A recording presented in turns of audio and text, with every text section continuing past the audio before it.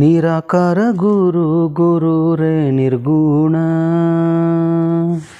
ಗುರು ಸೃಷ್ಟಿಕಾರ ಗುರು ವಿಶ್ವಂಬರ ಗುರುವಿನ ವೀಣ ನರ ನಾರಾಯಣ ಗುರು ಚರಿತಾಶೇಖರ ಪಾರಾಯಣ.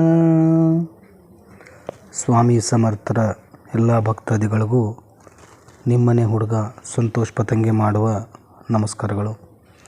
ವೀಕ್ಷಕರೇ, ನಿಶಂಕ ಹೋ ನಿರ್ಭಯ ಹೋ ಮನಾರೆ ಪ್ರಚಂಡ ಸ್ವಾಮಿ ಬಳಪಾಟಿ ಶೀರೆ ನಿತ್ಯ ಅಹೇರೇ ಮನ ಅತರ್ಕ್ಯ ಅವಧೂತ ಹೇ ಸ್ಮರಣಗ್ರಾಮಿ ಅಶಕ್ಯ ಹಿ ಶಕ್ಯ ಕರತೀಲ ಸ್ವಾಮಿ. ಇದರ ಅರ್ಥ, ನಿಮ್ಮಿಂದ ಯಾವ ಕೆಲಸ ಮಾಡೋಕ್ಕಾಗಲ್ವೋ, ಎಲ್ಲಿ ಹೋಗಿ ನೀವು ಸೋಲು ಒಪ್ಕೋತೀರೋ ಆ ಕೆಲಸ ಮಾಡೋದೇ ಮಹಾರಾಜರು ಅನ್ನೋದಕ್ಕೆ ಒಂದು ಜ್ವಲಂತ ಸಾಕ್ಷಿ ನಾನಿವತ್ತು ಹೇಳ ಹೊರಟ ವಿಚಾರ. ಹರೀಶ್ ಗೌಡ ಅಂಥೇಳಿ ಮೂಲತಃ ಬಿಜಾಪುರದವರು. ಇವರು ಮುಂಬೈಗೆ ಹೋಗಿ ಸೆಟ್ಲಾಗಿರ್ತಾರೆ. ಸೊ ಇವರ ಎಲ್ಲ ಆಸ್ತಿ ಬಿಜಾಪುರಲ್ಲಿರುತ್ತೆ. ಇವರು ಸೆಟ್ಲಾಗಿರೋದು ಮುಂಬೈಯಲ್ಲಿ. ಇವರ ಒಂದು ಮನೆ ಇರುತ್ತೆ ಊರಲ್ಲಿ, ಬಿಜಾಪುರಲ್ಲಿ ಒಂದು ಮನೆ ಇರುತ್ತೆ. ಆ ಮನೆ ಸುಮಾರು ದಿನಗಳಿಂದ ಖಾಲಿ ಬಿದ್ದಿರುತ್ತೆ. ಮೇಲಿನ ಪೊಸಿಷನ್, ಕೆಳಗಡೆ ಪೊಸಿಷನ್ನು ಅದನ್ನು ಬಾಡಿಗೆ ಕೊಟ್ಟಿರ್ತಾರೆ, ಲೀಸಿಗೆ ಕೊಟ್ಟಿರ್ತಾರೆ.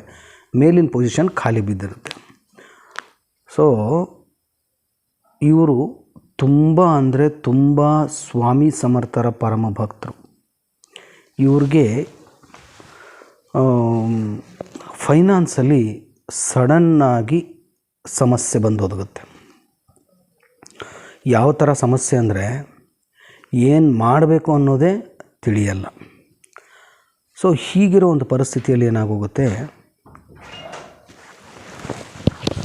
ಅಲ್ಲಿ ಏನು ಮಾಡಬೇಕು ಅನ್ನೋದೇ ಇವರಿಗೆ ದಿಕ್ಕು ತೋಚಲ್ಲ.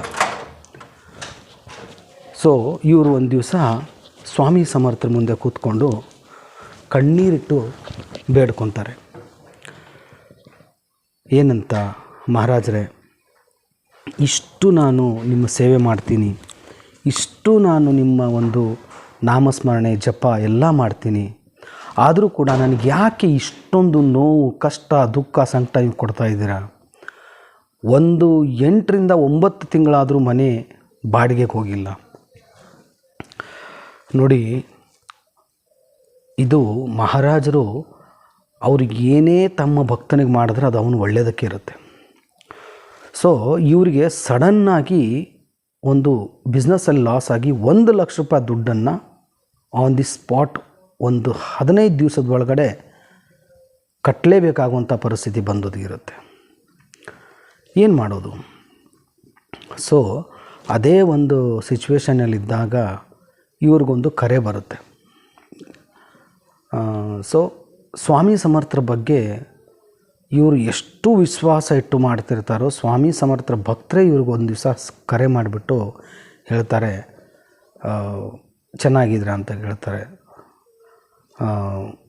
ರಾಜು ಅವ್ರು ಹೇಳ್ತಾರೆ, ಇಲ್ಲ ರೀ, ತುಂಬ ಸಮಸ್ಯೆಯಲ್ಲಿದ್ದೀನಿ, ಹಿಂಗಾಗಿದೆ ಅಂಥೇಳಿ ನಡೆದಿರೋ ವಿಷಯ ಎಲ್ಲ ಹೇಳ್ತಾರೆ. ಮುಂದೆ ಇರತಕ್ಕಂಥ ಒಬ್ಬ ಮನುಷ್ಯ, ಸ್ವಾಮಿ ಸಮರ್ಥರ ಭಕ್ತ ಅವರು ಇವ್ರಿಗೆ ಏನು ಹೇಳ್ತಾನೆ ಅಂತಂದರೆ, ನೀವು ಒಂದು ಕೆಲಸ ಮಾಡಿ, ಒಂದು ದಿವಸಕ್ಕೆ 21 ಸಾರಿ ತಾರಕ ಮಂತ್ರ ಸಂಕಲ್ಪಯುಕ್ತ ಸೇವೆ ನೀವು ಪ್ರಾರಂಭಿಸಿ ಅಂಥೇಳಿ ರಾಜು ಅವ್ರಿಗೆ ಹೇಳ್ತಾರೆ. ರಾಜು ಅವರು ಅದ್ರ ಪ್ರಕಾರನೇ ಸೇವೆ ಮಾಡೋಕ್ಕೆ ಸ್ಟಾರ್ಟ್ ಮಾಡ್ತಾರೆ. ಸೇವೆ ಮಾಡೋಕ್ಕೆ ಸ್ಟಾರ್ಟ್ ಆಗಿ 1 ವಾರನೂ ಆಗಿರಲ್ಲ, ಊರಿಂದ ಒಂದು ಫೋನ್ ಬರುತ್ತೆ ಅವ್ರಿಗೆ, ನಿಮ್ಮ ಮನೆ ಲೀಸಿಗೆ ಕೊಡೋದಿದೆಯಾ ಅಂಥೇಳಿ. ಇವರು ಅಪ್ರೋಚ್ ಮಾಡಿರ್ತಾರೆ ಬಾಡಿಗೆ ಕೊಡೋದು ಅಂಥೇಳಿ. ಸೊ ಲೀಸ್ಗೆ ಅಂದ ತಕ್ಷಣ ಏನಾಗೋಗ್ಬಿಡುತ್ತೆ, ಇವ್ರಿಗೊಂಥರ ಶಾಕ್ ಹೊಡೆದಂಗೆ ಆಗೋಗ್ಬಿಡುತ್ತೆ. ಏನಪ್ಪ ಇದು, ನಾನು ಬಾಡಿಗೆಗಂತ ಕೇಳಿದ್ರೆ ಇದು ಲೀಸ್ ಅಂತ ಆಯ್ತಲ್ಲ ಅಂಥೇಳಿ. ಅದು ನೋಡಿ ಹೆಂಗಿರುತ್ತೆ ಅಂದರೆ, ಒಬ್ಬರಿಗೆ ಅರ್ಜೆಂಟ್ ಮನೆ ಬೇಕಾಗಿರುತ್ತೆ. ಸೊ ಇವರಿಗೆ 1 ಲಕ್ಷ ಬೇಕಾಗಿರುತ್ತೆ, ಅರ್ಜೆಂಟ್ ಮನೆ ಅವ್ರಿಗೆ ಬೇಕಾಗಿರುತ್ತೆ. ಅದು ಹೆಂಗೆ ಕೋಇನ್ಸಿಡೆಂಟ್ ಅಂತ ಅನಿಸಲ್ಲ, ಇದು ಮಹಾರಾಜರದೇ ಇನ್ಸಿಡೆಂಟ್ ಇದು. ಕೊನೆಗೆ ಏನಾಗೋಗುತ್ತೆ, ಸೊ ಅದು ವ್ಯವಹಾರ ಸೆಟಲ್ಮೆಂಟ್ ಆಗುತ್ತೆ. ವ್ಯವಹಾರ ಸೆಟಲ್ಮೆಂಟ್ ಆದಮೇಲೆ ಇವ್ರ ಕೈಗೆ ಬಂದು ದುಡ್ಡು ಸೇರುತ್ತೆ. ತಮಗೆ ಆಗಿರ್ತಕ್ಕಂಥ ವ್ಯಾಪಾರದಲ್ಲಿ ನಷ್ಟ ಆ 1 ಲಕ್ಷ ರೂಪಾಯಿನ ತಗೊಂಡು ಇವರು ಆ ವ್ಯಾಪಾರ ನಷ್ಟ ಆಗಿರ್ತಕ್ಕಂಥ ಜಾಗಕ್ಕೆ ಅದನ್ನು ಕೊಟ್ಟು ವಾಪಸ್ ತಿರ್ಗಾ ವ್ಯಾಪಾರ ಸ್ಟಾರ್ಟ್ ಮಾಡ್ತಾರೆ. ಆ ವ್ಯಾಪಾರದಲ್ಲಿ ಉತ್ತಮವಾಗಿರ್ತಕ್ಕಂಥ ಸಾಧನೆ ಮಾಡ್ತಾರೆ, ಸಂಪಾದನೆ ಮಾಡ್ತಾರೆ. ಒಂದು ವೇಳೆ 1 ಲಕ್ಷ ರೂಪಾಯಿ ದುಡ್ಡನ್ನು ಇವರು ಅಲ್ಲಿ ಕಟ್ಟದೆ ಹೋಗಿದ್ದರೆ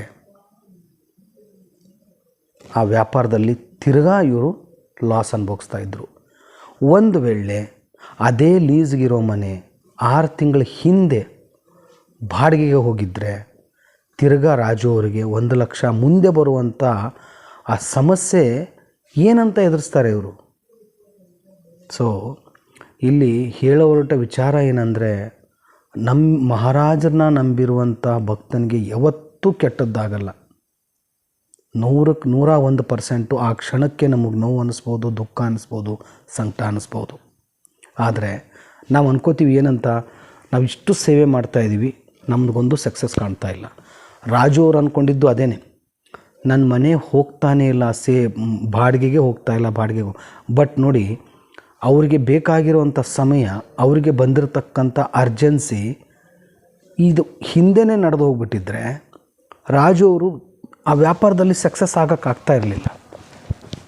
ಸೊ ಕೊನೆಗೆ ಮಹಾರಾಜರ ಮುಂದೆ ಕೂತ್ಕೊಂಡು ರಾಜು ಅವರು, ಮಹಾರಾಜರೇ, ಕೋಪದಲ್ಲಿ ನಾನು ಏನೇ ಅಂದರೂ ಕೂಡ ಅದನ್ನು ನೀವು ಲೆಕ್ಕಿಸದೆ ನನಗೆ ಒಂದು ಉತ್ತಮವಾದ ದಾರಿ ತೋರಿಸಿದ್ರೆ ಅಂತೇಳಿ ಕಣ್ಣೀರಿಟ್ಟು ಬೇಡ್ಕೊತಾರೆ.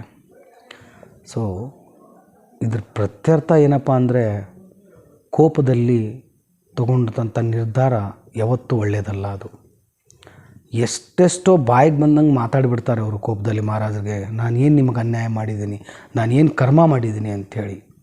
ಕೊನೆಗೂ ಪಶ್ಚಾತ್ತಾಪ ಆಗಿ ಅದೇ ವ್ಯಾಪಾರದಲ್ಲಿ ಬಿಸ್ನೆಸ್ಸಲ್ಲಿ ಸಕ್ಸಸ್ ಕಂಡು ಮತ್ತೆ ತಿರ್ಗಾ ಆ ಮನೆಯ ಲೀಸಿಂದ ಬಿಡಿಸ್ಕೊತಾರೆ.